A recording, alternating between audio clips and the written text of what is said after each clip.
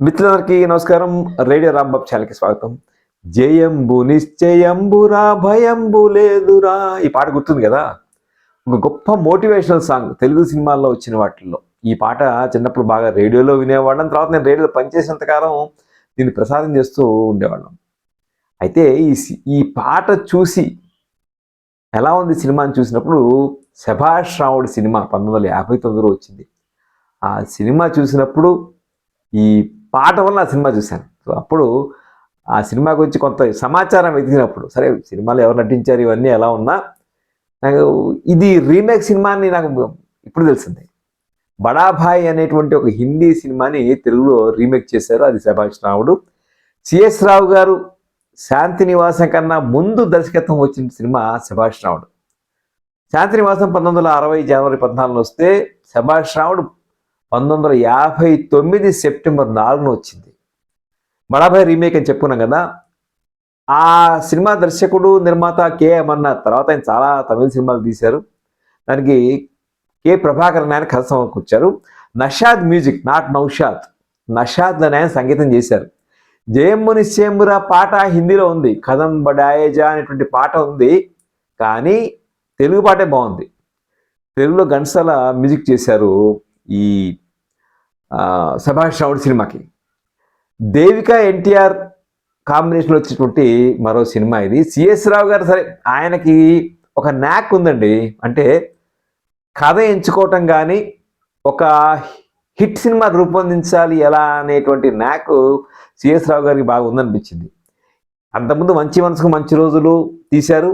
అది శ్రీకాంత్ సుందర్లాల్ నహతా అశ్వత్థనారాయణ కాంబినేషన్లోనే వాడిద్దరు నిర్మాతలు, ఆయన దర్శకుడు. ఆ తర్వాత మళ్ళీ శభాష్ రావుడు తీశారు, తర్వాత శాంతి నివాసం తీశారు. అట్లా ఈ 3 సినిమాలు హ్యాట్రిక్ తీసినటువంటి దర్శకుడు సిఎస్ రావు. ఇది కథాపరంగా చూస్తే బడాభాయ్ ఏమో పార్టీషన్ సమయంలో ఇండియాకి వచ్చినటువంటి ఒక కుటుంబంగా చూపించారు.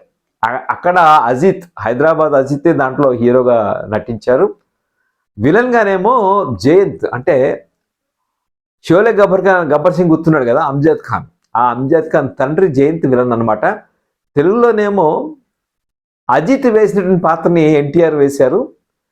అజిత్ తమ్ముడుగా వేసిన పాత్రనేమో తెలుగులో మన రమణమూర్తి గారు చేశారు. అలాగే విలన్ గానేమో ఆర్ నాగేశ్వరరావు చేశారు. నిజం చెప్పాలంటే దురదృష్టవశాత్తు ఆర్ నాగేశ్వరరావు గారు ఈ సినిమా కంప్లీట్ అయ్యి ఇంకో నెలలో రిలీజ్ అవుతుంది అన్న సమయంలో ఆయన ట్యూబర్క్లోసిస్ అంటే టీబీ సోకి ఆయన మరణించారు. అదొక విషాదం. అంటే ఒక మంచి విలన్ నిజంగా చెప్పాలంటే ఆర్ నాగేశ్వరరావు. ఆ విలన్ని హిందీ విలన్ కన్నా బాగా పండించారు ఆర్ నాగేశ్వరరావు. అయితే కథాపరంగా ఇంకొక పాత్రను ఇంపార్టెంట్ 2 పాత్రలు, ఇంకో 2 పాత్రలు ఉన్నాయి మనకి. ఒకటి పోలీస్ కమిషనర్ కింద గుమ్మడి నటించారు. ఆయన కొడుకుగా కాంతారావు కూడా పోలీస్ ఇన్స్పెక్టరే, కానీ తర్వాత విలన్ ట్రాప్లో పడి ఉద్యోగం పోగొట్టుకోవడం, సరే చెడు మార్గాన పడడం, ఇది కథ. అయితే ప్రధానంగా ఇందులో రేలంగి గిరిజ జంట అప్పటికే మంచి పాపులర్ జంట.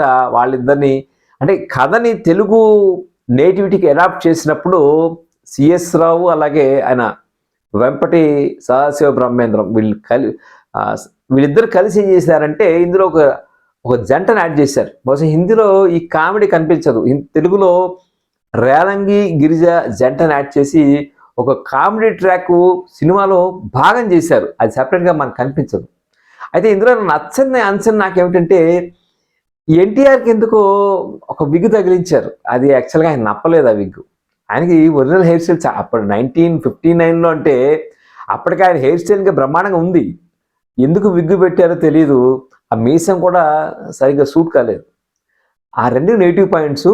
బట్ తమ్ముడిగా రమణమూర్తి చాలా బాగా నటించాడు, చాలా బాగా కనిపించాడు కూడా 2. అలాగే దేవిక లక్ష్మీ పాత్రలో ఉంటుంది. లక్ష్మీ పాత్ర అక్కడ కామినీ కౌశల్ వేసింది బడాభాయ్ సినిమాలో, ఇక్కడ దేవికి వేశారు. దేవికి చాలా బాగా చేసింది.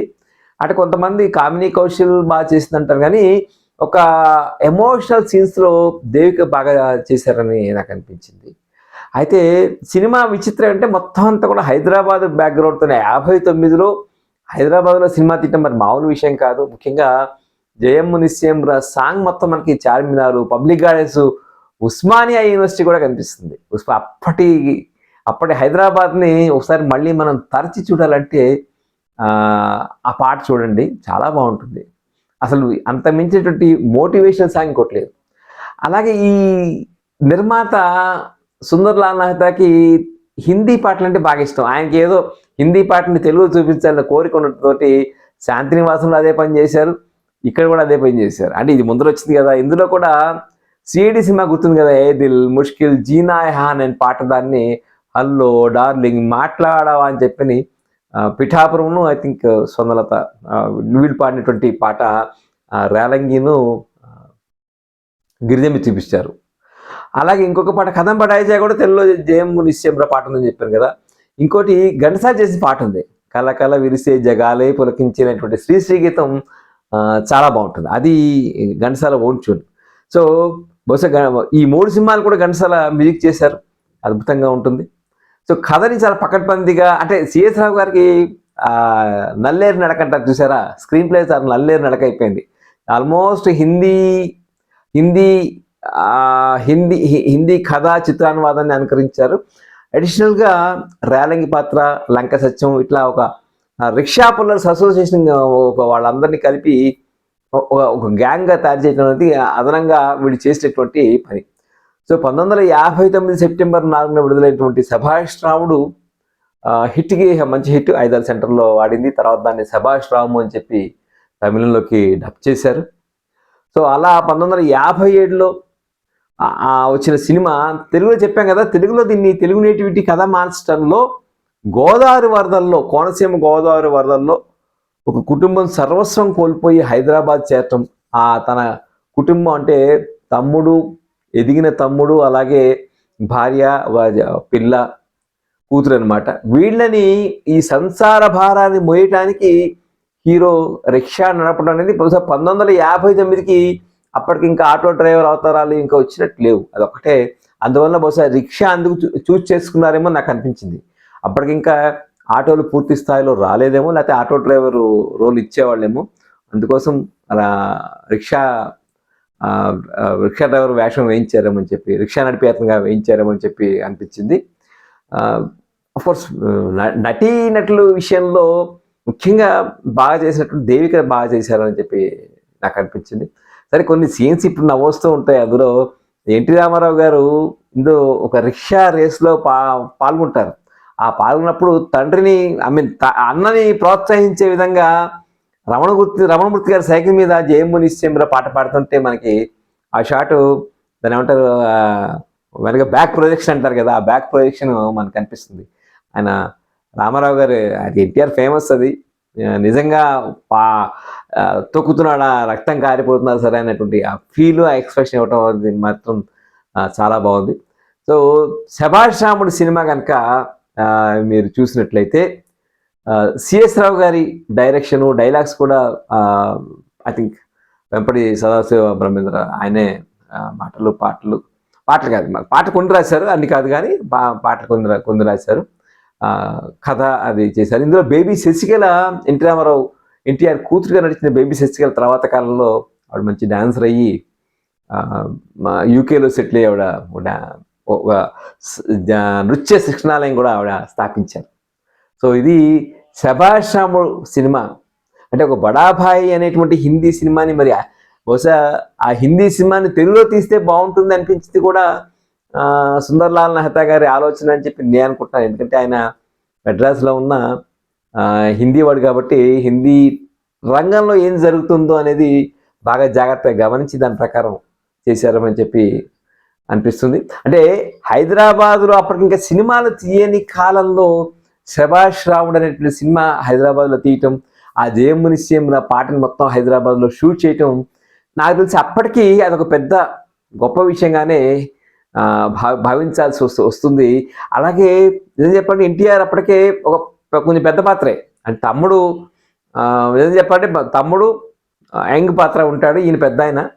సో ఆ పాత్ర వేయటానికి ఒప్పుకోవడం బాగుంది. కానీ ఒక్క విగ్ విషయంలో నాకు ఎందుకు అంతగా అనిపించలేదు, నప్పలేదు ఆయనకి ఆ విగ్ అని చెప్పి. మీసం విగ్గు రెండు నప్పలేదు, కొంచెం వాళ్ళు జాగ్రత్త పడుంటే బాగుండేది అనిపించింది. అప్పుడు వాళ్ళు చూసిండే అది వేరే విషయం కానీ, బట్ ప్రింట్ చాలా బాగుందండి యూట్యూబ్లో. బడాభాయ్ ప్రింట్ కూడా చూశాను.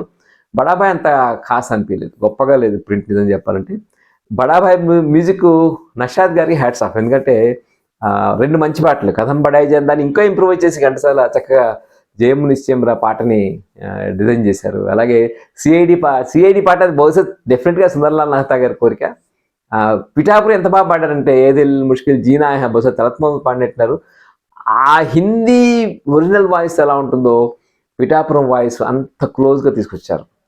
సో యూట్యూబ్లో ఉంది, తప్పకుండా మీరు చూడండి, మీరు ఎంజాయ్ చేస్తారు. ఈ వీడియో మీకు నచ్చితే లైక్ చేయండి, షేర్ చేయండి. రేడియో రాంబాబు ఛానల్ సబ్స్క్రైబ్ చేయండి. నమస్కారం.